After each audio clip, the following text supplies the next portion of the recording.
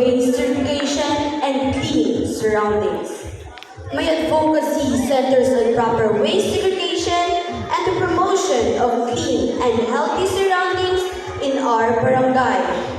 Waste mismanagement is one of the root causes pollution, flooding, and spread of diseases.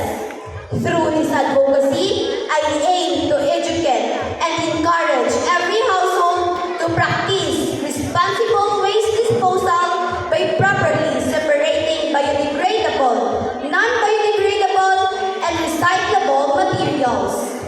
By starting in our own homes, we can significantly reduce the amount of waste that ends up in streets, waterways, and open areas.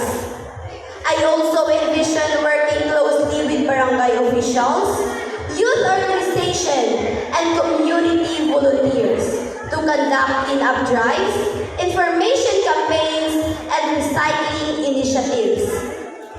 These efforts will help instill discipline, environmental awareness, and a sense of shared responsibility among residents.